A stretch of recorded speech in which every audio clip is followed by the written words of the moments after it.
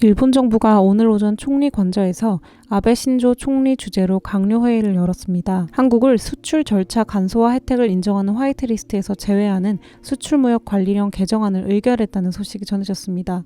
지금까지 우려하던 상황이 실제로 벌어진 것입니다. 이번 화이트리스트 제외 조치에 따라 오늘 7일 공포 절차를 걸쳐 3주 뒤인 28일부터 효력이 발생합니다. 일본이 한국을 화이트리스트에서 제외하면 어떤 일이 발생할까요? 일본에서 한국으로 가는 일본산 수출품 1000여 개가 개별 허가로 바뀌게 되고 일본 정부가 수출 심사 기간을 마음대로 조절할 수 있는 재량권을 갖게 되는 것인데요.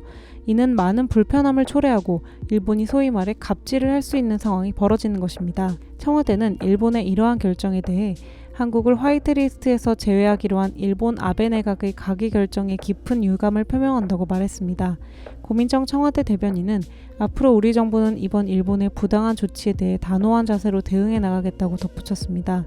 일본 마이니치 신문은 일본 정부가 미국의 중재에 응하지 않고 한국을 화이트리스트에서 제외하는 가기 결정을 할 방침이라고 보도했는데요. 앞서 고노다로 외무상은 지난 1일 강경화 장관과의 회담에서 징용 문제에 대해 언급하며 악화하는 한일 관계의 최대 원인은 한국이 징용 문제를 둘러싼 국제법 위반 상황을 만들고 있는 것이다. 한국이 신속하게 시정 조처를 해야 한다고 주장했습니다. 화이트리스트 문제에 대해서는 자신의 소관이 아니니 경제 산업성에 물어달라고 대답했습니다.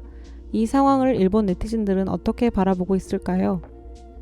아베 신조 총리의 선택을 지지한다. 이 선택이 정답일 것이다. 일본은 한국과의 관계를 종료하기 위해 이대로 노력했으면 좋겠다. 아주 좋은 선택을 했다. 의연한 대응이 좋았다.